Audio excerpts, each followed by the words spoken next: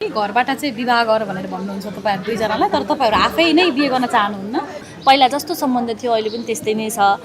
जोडी भएरै मर्न पाइयोस्, लभ परोस् न ब्रेकअप हुन्छ मान्छेको होइन, त्यो देख्दाखेरि चाहिँ एकदम नराम्रो लागेको थियो। हामी जस्तो छौँ, जस्तो रिलेसन छ हाम्रो त्यो अहिले पनि कन्टिन्यू नै छ। देखावटी किन गर्नु पर्यो? हामीले पहिला पनि देखावटी गरेको थिएन, तपाईँहरूलाई पनि थाहा छ। हामीले जुन तरिकाले हाम्रो भिडियोहरू भाइरल भयो, जुन तरिकाले हामी आयौँ त्यो पनि देखावटी थिएन, यो पनि देखावटी होइन। जोडी हो कि क्या हो भन्नु नै हाम्रो लागि भनौँ न त्यो सक्सेसको कुरा हो होइन।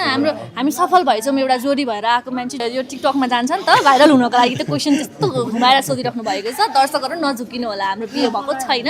मान्छेहरूले चाहिँ त्यो भिडियो हेरेर काम गरेको छैन भनेर मान्छेहरूको त्यो न्युजहरू सुनेर चाहिँ काम गर्दैन यिनीहरूको त यस्तो यस्तो भनेर मैले कति बिचमा पनि ब्रेकअप के भनेर सुनिरहेको थिएँ होइन। ब्रेकअप हुनलाई रिलेसनमा हुनै पर्छ भन्ने पनि छैन नि त। जोडी नै भनिदिनु भयो, मन पराउनु भयो भने त्यो हिसाबले हेर्दाखेरि चाहिँ हामीलाई त खुसी लाग्छ। दुई चारवटा काम नआउँदाखेरि चाहिँ यिनीहरूको रिलेसन बिग्रेछ भन्ने सोच्नुहुन्छ।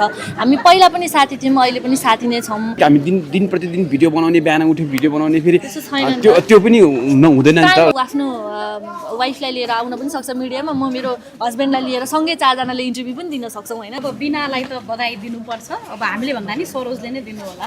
मैले त मुभीको अफर आउने बित्तिकै त्यतिखेर नि त्यही छ। ओके, अब आज ट्रेलर हेर्नु भयो कि हेर्नु भएन तपाईले? हेरेँ। कस्तो लाग्यो? नाइस, राम्रो छ। उसको क्यारेक्टर कस्तो लाग्यो हजुरलाई? अब क्यारेक्टर त्यसमा ट्रेलरमा त क्यारेक्टर थाहा हुन्न, देन ओभरअल मलाई जति पनि मलाई अब अफर आउँदाखेरि नै मलाई स्क्रिप्ट सुन्दाखेरि चाहिँ राम्रो छ। ओके, बिनालाई बधाईको ओइरो कति गाइरहेको छ, किनकि तपाईँको क्यारेक्टरलाई लिएर असाध्यै धेरै चर्चा भइरहेको छ अहिले होइन। टिचर साडी लाउनु भएको कस्तो राम्रो देखिएको छ। सो के भन्नुभएको छ दर्शकहरूले र पर्सनली पनि तपाईँलाई कस्तो खालको मेसेज आइरहेको छ अहिले? सबैजनाले चाहिँ अहिले चाहिँ के अरे फिल्मको लागि चाहिँ भनौँ न राम्रो गर यताउता भनेर चाहिँ मेसेज दिइराख्नु भएको छ। अब त्यो ट्रेलर हेरेर चाहिँ अब यसको क्यारेक्टर यति यति ओ त्यो भनेर चाहिँ त्यो चाहिँ कमेन्ट चाहिँ हेर्न पाएको छैन, यो त्यो भन्ने चाहिँ सुन्न पाएको छैन। तर ट्रेलरमा त अब थाहा नै छ, फिल्ममा त अलिकति भास्ट नै हुन्छ। ट्रेलर जति हेरिन्छ त्यो ट्रेलरभन्दा पनि अझै धेरै मुभी हेरिसकेपछि मात्रै थाहा हुन्छ होइन।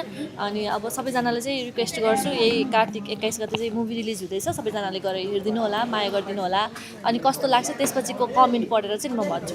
ओके, अब मन बिनाको धन भनेपछि टङ्क बुढाथोकी होइन, त्यसपछि टिकाराम बुढाथोकी, त्यस पश्चात हाम्रो अशोक दर्जी मजाले जोडिनुहुन्छ। र अशोक दर्जीको बायोपिक भन्दा पनि सायद फरक नपर्ला, किनभने टर्निङ पोइन्ट नै अशोक दर्जीको यही नै हो।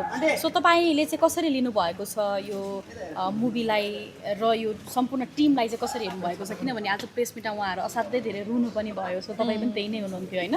के छ खास, कसरी लिनुभएको छ?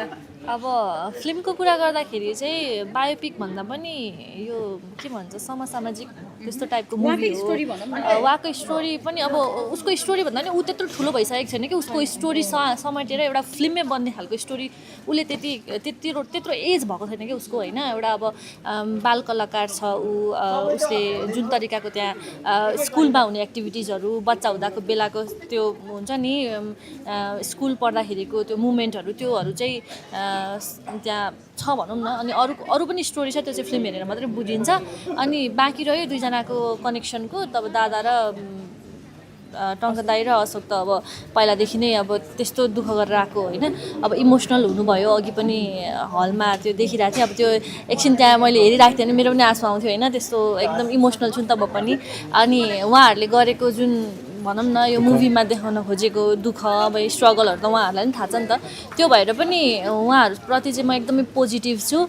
फिल्म पनि अब हाम्रो नजरमा चाहिँ एकदमै राम्रो बनेको छ। त्यो अब दर्शकको हातमा छ कि कति जान्छ भनेर चाहिँ, कति मन पराइदिनु हुन्छ भनेर चाहिँ। ओके, अब तपाईँहरूको चलचित्रसँग अर्को चलचित्र जसको चाहिँ एकदमै रेकर्डै बनेको थियो होइन, ओके हाम्रो जारी 2 आउँदै पनि छ। सो कतिको डर लागिरहेको छ? एक त फिल्म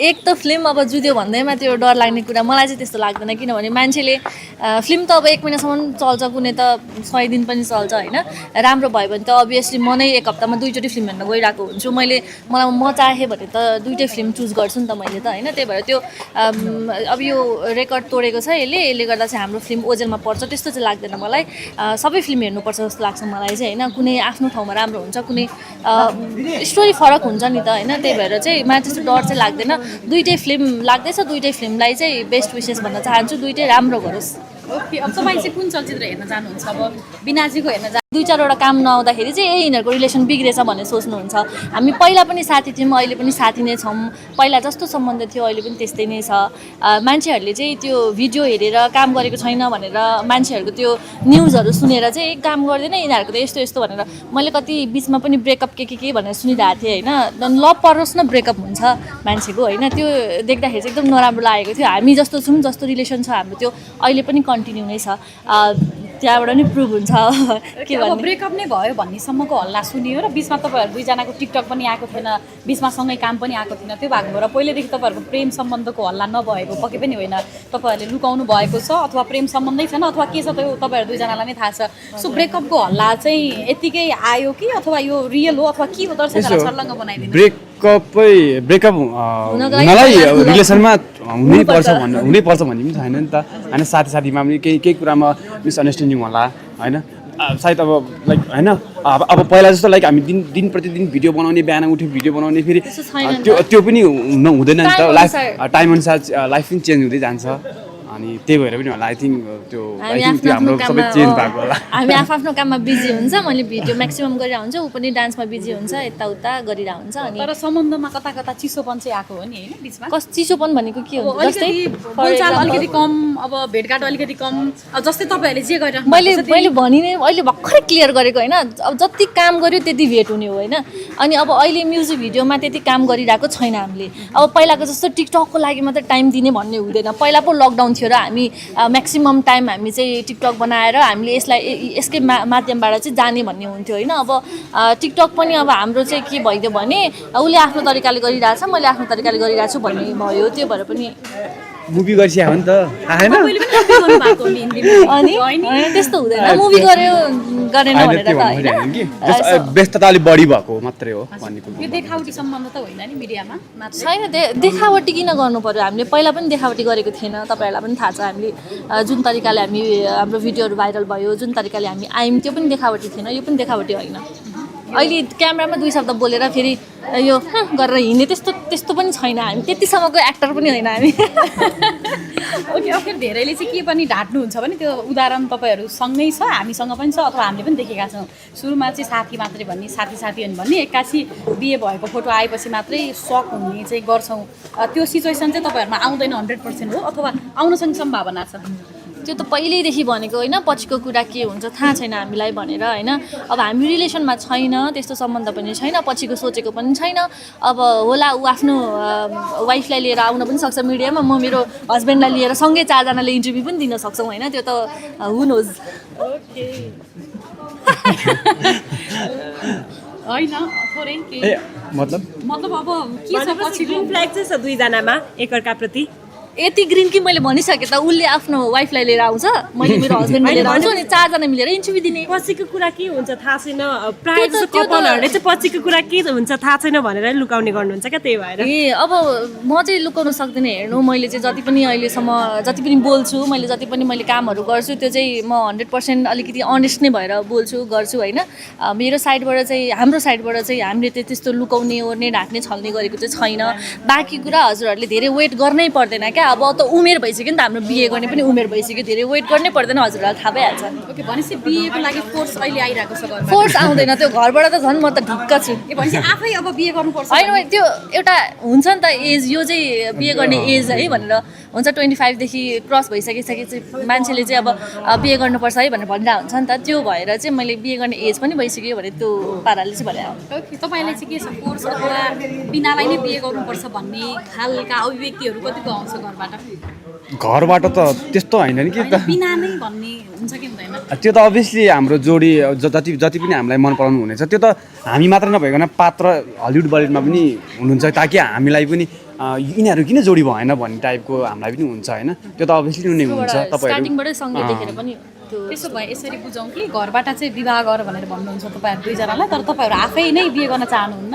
होइन तपाईँहरूले त फेरि यो टिकटकमा जान्छ नि त भाइरल हुनको लागि त क्वेसन त्यस्तो घुमाएर सोधिराख्नु भएको छ। दर्शकहरू नझुकिनु होला, हाम्रो बिहे भएको छैन, बिहे हुँदैन पनि, घरबाट पनि फोर्स गर्नुभएको छैन। ओके, होइन सोच्न त पायो नि त होइन? सोच्न पायो। हजुरलाई कस्तो लाग्छ जोडी? एकदम अनि त्यो त राम्रो हो नि। विवाह गर्नुहोस् त्यो त राम्रो हो नि, हजुरहरूको नजरमा नि हामीलाई जोडी देख्नु, जोडी हो कि क्या हो भन्नु नि हाम्रो लागि भनौँ न त्यो सक्सेसको कुरा हो होइन। हामी सफल भएछौँ, एउटा जोडी भएर आएको मान्छे जोडी नै भनिदिनु भयो, मन पराउनु भयो भने त्यो हिसाबले हेर्दाखेरि चाहिँ हामीलाई त खुसी लाग्छ। के भनेपछि सम्बन्ध सधैँभरि यत्तिकै चलिरहेको छ? सम्बन्ध जस्तो सुरुमा स्टार्टिङमा जस्तो थियो अहिले पनि त्यस्तै नै छ। हामी पहिला पनि साथी नै थियौँ, पछिसम्म साथी भएरै मर्न पाइयोस्।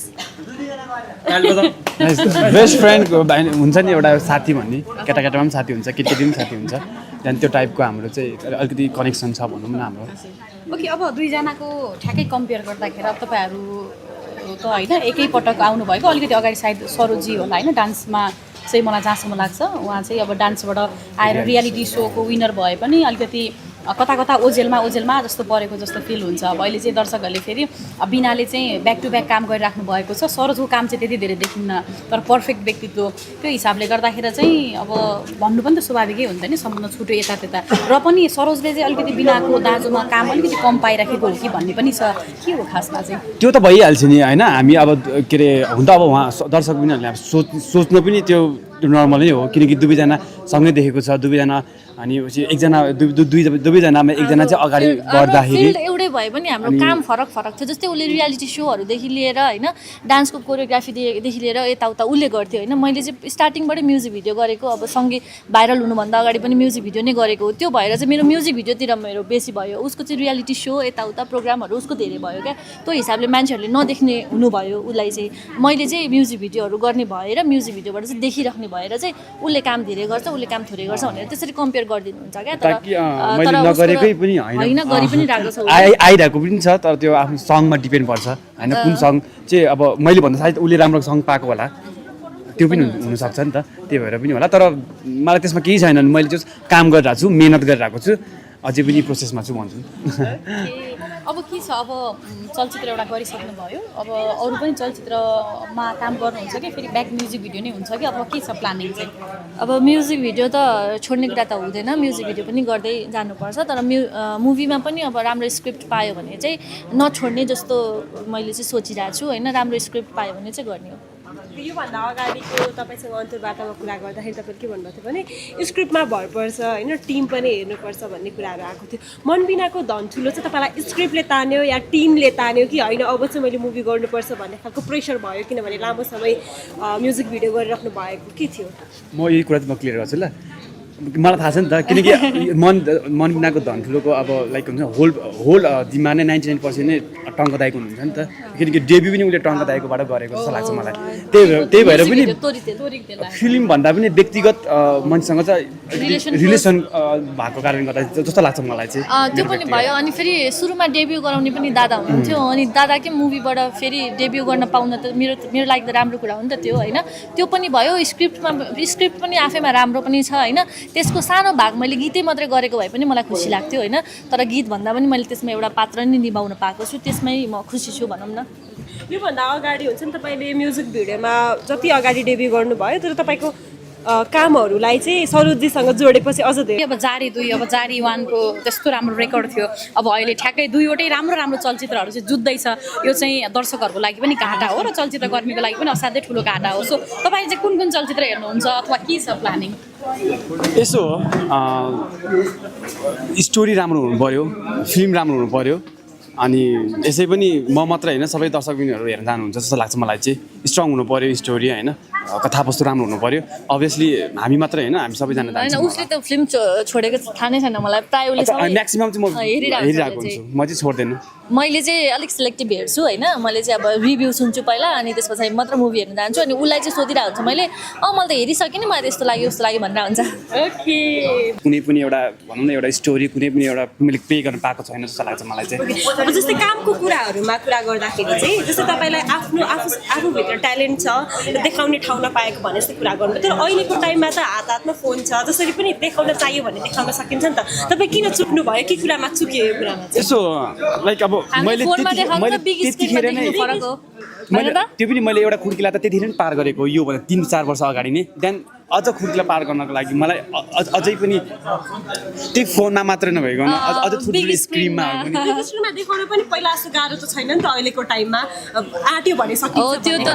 आँटले मात्र हुँदैन हेर्नुहोस् हामीलाई आँट मात्रैले पुग्दैन हामीलाई मेन कुरा चाहिन्छ एउटा सेकेन्डमा हामीलाई मेकर भनौँ न डिरेक्टरहरू राम्रो चाहिन्छ टिम राम्रो चाहिन्छ हामीलाई स्क्रिप्ट राम्रो चाहिन्छ होइन हामीले सोचेर म मुभी बनाउँछु अथवा म यो क्यारेक्टरको काम गर्छु भनेर पनि हुँदैन हामीले त्यो भने जस्तो सजिलो इजी छैन मुभी भनेको त इट्स नट अ जोक होइन त्यही भएर पनि अब हजुरहरूले गरेको क्वेसन तपाईँहरूलाई त सजिलो छ त आइसकेको मान्छे तपाईँहरूलाई आफ्नो ट्यालेन्ट देखाउन के गाह्रो छ भन्नुहुन्छ तर हामीले देखाउँछु भन्दैमा मोबाइलमा देखाएर मान्छेहरूले रुचाउने मान्छेहरू सबैको घर घरमा पुग्ने त हुँदैन नि त होइन हामीलाई पनि एउटा त्यो ठाउँ चाहिन्छ एउटा टिम चाहिन्छ त्यसमा एउटा राम्रो स्क्रिप्ट चाहिन्छ त्यो नै हो जस्तो लाग्छ छिटै अब भने जस्तो टिम भने जस्तो स्क्रिप्टमा काम गरेको देख्न पाऊँ धेरै धेरै सफलताको शुभकामना हजुरहरूको यस्तै माया भयो भने हामी अवश्य पनि लिएर आउँछौँ हाम्रो ट्यालेन्ट देखाउने ठाउँ पाउँछौँ होइन हजुरहरूको माया चाहिँ यसरी नै पाइराखौँ सधैँ साथ दिइराख्नु होला कार्तिक 21 गते मनबिनाको दन हेरिदिनु होला थ्याङ्क यू